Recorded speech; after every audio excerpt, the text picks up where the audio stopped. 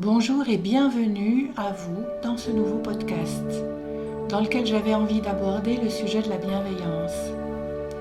Beaucoup d'entre nous trouvent difficile de s'accorder de la bienveillance, d'être bienveillants avec eux-mêmes. Mais beaucoup, je pense, ne savent pas forcément ce que cela signifie vraiment dans le concret de la chose. Je me suis rendu compte au fil du temps que ça représente en fait toute une exploration de soi, qui demande d'être dans une grande vigilance et puis aussi d'exercer son discernement en permanence. Parce qu'il y a tellement d'endroits où on est programmé à résister, à lutter, tenir bon, ne rien lâcher, et où on se fait violence pour y arriver. Il y a tant de fois aussi où notre juge intérieur, cette petite voix dans la tête, nous critique de manière extrêmement virulente au moindre relâchement.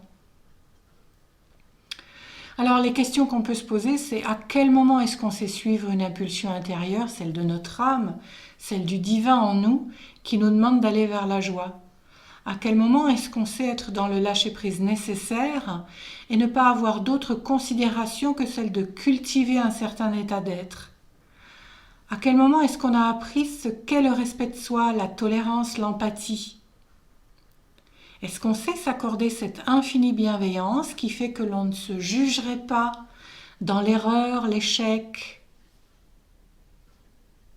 Depuis l'enfance, depuis le moment où on est rentré à l'école, on a appris à avancer selon une certaine cadence, une cadence préétablie, à penser d'une manière préétablie, à ne rien lâcher sous peine d'être disqualifié, à être en compétition permanente avec les autres.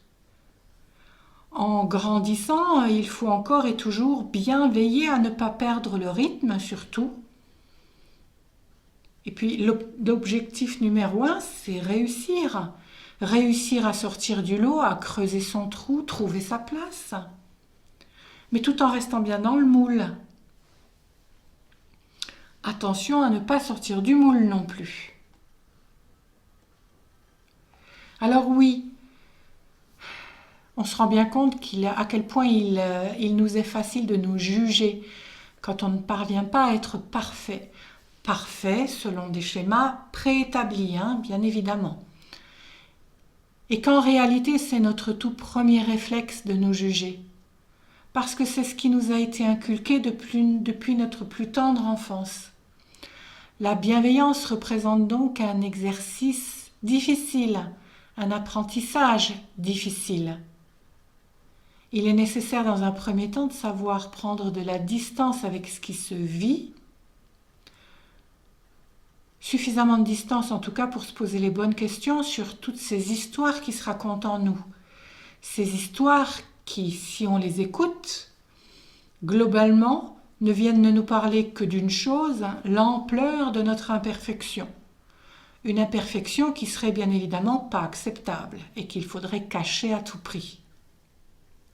Que ce soit une imperfection physique ou une forme d'inadaptation à cette société, nous sommes tous à des degrés différents peut-être, mais tous touchés par le phénomène. Notre mental a tendance à raconter que nous sommes souvent, en tout cas c'est ce qui se raconte, c'est qu'on va être tout seul à vivre ça, cette inadaptation. Et donc on va perpétuellement se fourvoyer dans la comparaison avec autrui pour avoir une sorte d'échelle de mesure. Mais si on regarde bien le type de société dans lequel on vit, elle nous programme cette société-là, elle nous condamne à nous sentir forcément inadaptés. Parce qu'elle crée des normes sur tous les sujets, elle crée des normes à tout va. Il faut donc, quelque part, notre obsession, c'est de trouver une case dans laquelle rentrer. On peut même considérer ça comme étant vital. Tellement cette société nous voudrait normer, calibrer, en tout point. Or, chaque être humain, que ce soit dans son corps, dans ses émotions ou dans son cœur, dans son esprit, chaque être humain est unique en son genre. Si en plus on prend en considération son parcours d'âme et l'histoire dans laquelle il s'est incarné, on ne peut que se rendre compte qu'il est littéralement impossible de rentrer dans un moule quel qu'il soit sans avoir à renoncer à être soi.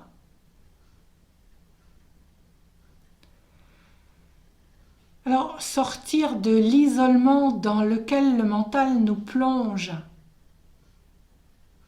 parce qu'il estime qu'on est vraiment les seuls à ne pas savoir s'adapter ou à ne pas être comme il faut, partager ce qui se vit intérieurement, que ce soit avec des proches avec lesquels on se sent en confiance, que ce soit dans des groupes de développement personnel, des groupes spirituels ou des groupes d'échange, c'est vraiment important. Pouvoir s'exprimer en toute liberté, en toute authenticité, c'est vraiment ce dont on a besoin.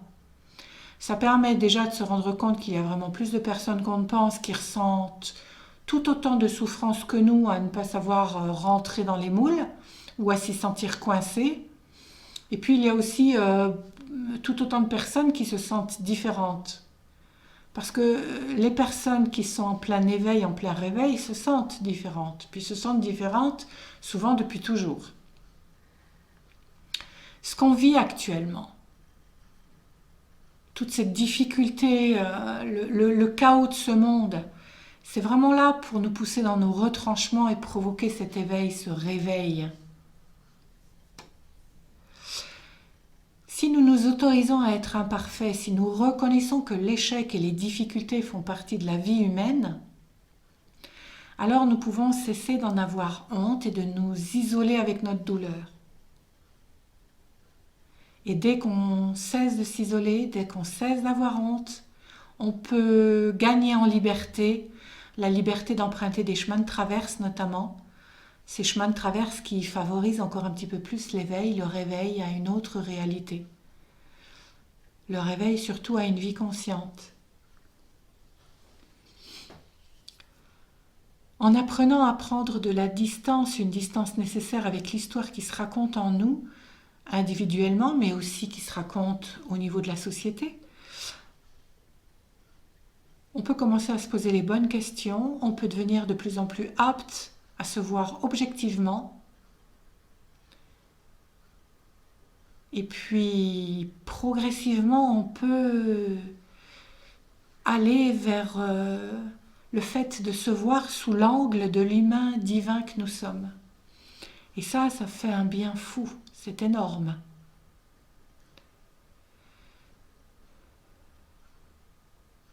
Dans ce cheminement-là, on peut se rendre compte du fait que dans tout ce que nous ressentons au quotidien, en fait, il y a tout un monde à découvrir. Si on cesse petit à petit de s'identifier aux histoires qui se racontent dans notre vie, si on commence à considérer qu'elles ne sont que des expériences que nous nous donnons à vivre pour grandir en amour et en lumière, on peut cesser de chercher à enfouir tout ça, ces émotions-là, ou alors les fuir. On peut cesser de les fuir, ces émotions inconfortables. On peut leur permettre d'exister, on peut se laisser traverser, on peut les vivre en ressentant de l'empathie pour nous-mêmes et gagner en clarté, une clarté qu'on n'aurait pas pu avoir avant.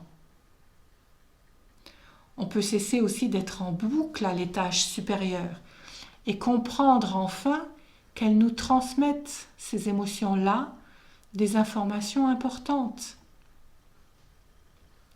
Le mental, lui, il a tendance à rester accroché à ses croyances limitantes comme un mendiant à son bout de gras. Donc au point que parfois certains voudraient bien en être débarrassés. Sauf qu'il a son utilité, ne serait-ce déjà que pour nous permettre de nous rappeler tous les apprentissages que nous avons faits depuis l'enfance. Marcher, parler, nous servir des objets qui nous entourent, être formés à un métier, à ouvrir notre conscience aussi. Il ne s'agit donc pas de l'éradiquer à tout prix, mais de lui faire retrouver son utilité première. Quand il prend le pouvoir et qu'il se met à être en boucle sur une situation, il est comme un ordinateur qui bug. Et c'est à nous de remettre en ordre ce qui ne l'est plus. Alors, Les émotions qui naissent à la faveur d'une situation inconfortable que l'on vit sont à accueillir avec la plus grande bienveillance, parce que c'est une mémoire qui remonte et qui souhaite être libérée. Elle veut revenir à l'amour, à l'intérieur de nous. En revanche, toutes les pensées négatives qui tournent en boucle dans notre tête, parce que nous revenons sur une situation du passé qui nous fait ronchonner, ou parce que nous anticipons dans la peur quelque chose qui n'existe pas, ces pensées-là doivent être stoppées. Elles autogénèrent des émotions que je nommerais factices. Et en plus, elles créent une réalité future dont on ne veut pas en réalité. Il s'agit donc de s'en détourner, de détourner le mental de ces pensées-là. Comme ça peut être difficile, souvent c'est assez compliqué de se détourner, il existe certaines pratiques qui aident, comme la respiration consciente par exemple, ou la méditation, ou ça peut être d'aller faire une balade en nature, de se lancer dans une activité créative. Et puis ceux qui me suivent et qui ont déjà écouté d'autres podcasts ou qui me lisent, savent que j'aime aussi beaucoup Ho'oponopono. Ma part, j'aime beaucoup Ho'oponopono. Voilà. Donc cette méthode hawaïenne qui permet de rendre droit ce qui était devenu un peu cagneux. Voilà, mais ça peut être aussi toute autre chose qui vous convient et qui vous permette de revenir à un état d'équilibre. Donc pour résumer, nous devons apprendre à muscler notre capacité à la bienveillance parce qu'on n'est pas programmé pour être bienveillant avec nous-mêmes. Donc on doit se reprogrammer. Donc muscler cette capacité-là. Premièrement, en apprenant à accueillir nos imperfections et nos échecs avec bienveillance, comme je l'ai dit déjà précédemment, l'humain retrouve petit à petit sa part divine quand il veut bien regarder au-delà de l'histoire qui se raconte. Il faut bien qu'il y ait une histoire de soi-disant imperfection ou d'échec, pour qu'on puisse dénouer les fils de ce qui nous entrave encore. Donc, il n'y a plus qu'à accepter cet état de fait, et puis à voir au-delà surtout. Donc, il est inutile de se torturer avec ça jusqu'à la fin des temps, mais il est utile d'observer.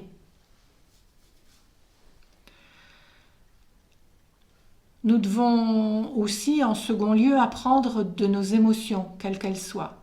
Elles sont là pour nous donner un message. Tout ce qui est vécu fait partie de la vie, dans la réalité dans laquelle nous sommes plongés, celle de notre humanité. Donc cette humanité-là nous fait vivre des moments de...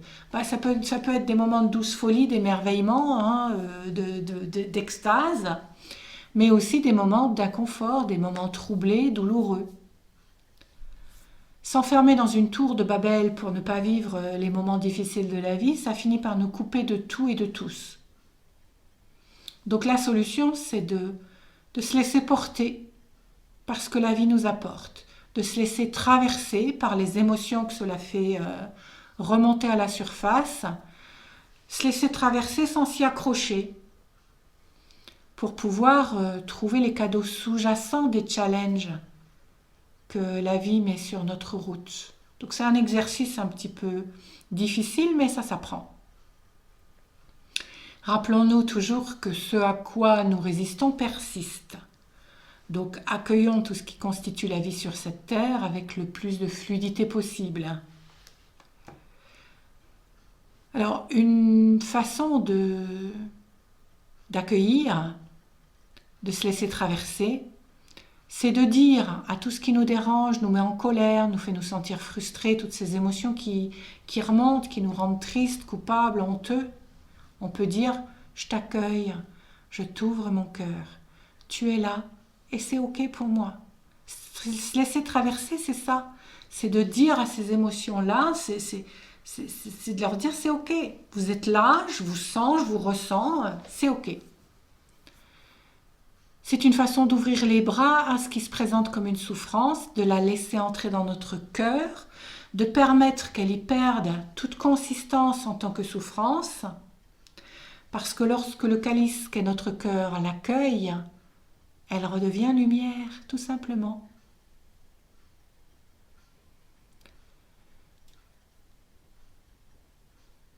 Troisièmement, rappelons-nous que le sentiment, la souffrance de ne pas coller au schéma, au système, de ne pas savoir faire, de ne pas être adapté à ce monde tel qu'il est aujourd'hui, c'est une expérience qui est partagée par à peu près tout le monde.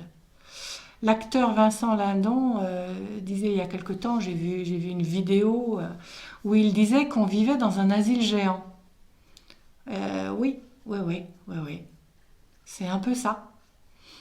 Donc comment ne pas souffrir de vivre dans ce monde-là? Comment s'adapter véritablement à un monde comme celui-là?